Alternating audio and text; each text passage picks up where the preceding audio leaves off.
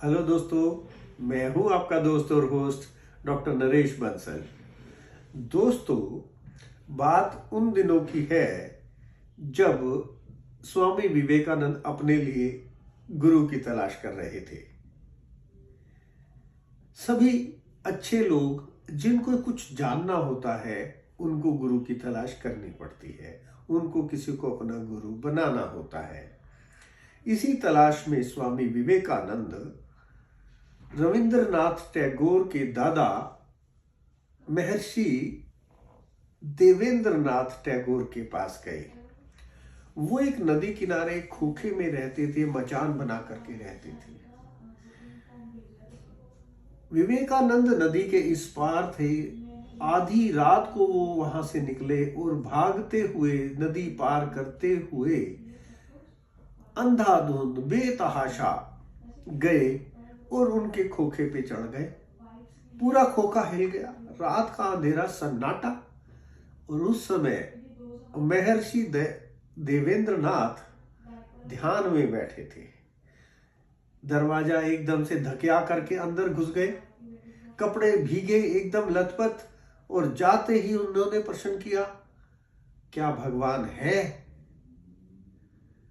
देवेंद्रनाथ झिझक गए, बोले ये क्या तरीका है? आधी रात के समय तुम ये जानने आए हो कि भगवान है? ये कपड़े भीगे हुए हैं, बेतहाशा, ये कोई समय है? विवेकानंद उल्टे पैर वापस जाने लगे तो देवेंद्रनाथ ने कहा, अरे भाई, जिस काम के लिए आए थे उस प्रश्न का उत्तर तो ले लो। तो विवेकानंद ने कहा, मुझे अपने प्रश्न का उत्तर आपकी झिझक ने दे दिया, आपके पास इस प्रश्न का उत्तर नहीं। विवेकानंद वापस आ गए।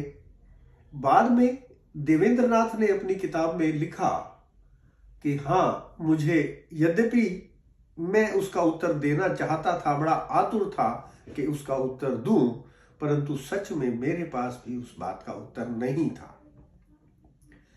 इसी श्रृंखला में विवेकानंद रामकृष्ण परमहंस के पास गए और उनसे पूछा, क्या भगवान है? रामकृष्ण परमहंस ने उनकी गर्दन को दबोच लिया और बोले, क्या तुम्हें अभी बताऊं कि भगवान है या नहीं? विवेकानंद इस बात के लिए बिल्कुल तैयार नहीं थे। वो एकदम छटपटाने लगे। उन्होंने कहा, क्या पूरी तैयारी के साथ आए हो? और ऐसा कहते ही उनकी छाती पर लात रख दी। विवेकानंद बेहोश हो गए। 3 घंटे के बाद उनको होश आया तो जिस व्यक्ति को होश आया वह व्यक्ति विवेकानंद नहीं था। जो पहले वाला व्यक्ति था वो नहीं था, वो स्वामी विवेकानंद हो चुका था। तो उनसे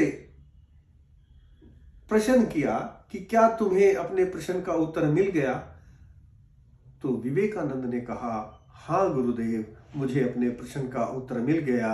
यद्यपि मैं तो पूछने में थोड़ा झिझक रहा था, परंतु आपने उत्तर देने में कोई झिझक नहीं दिखी।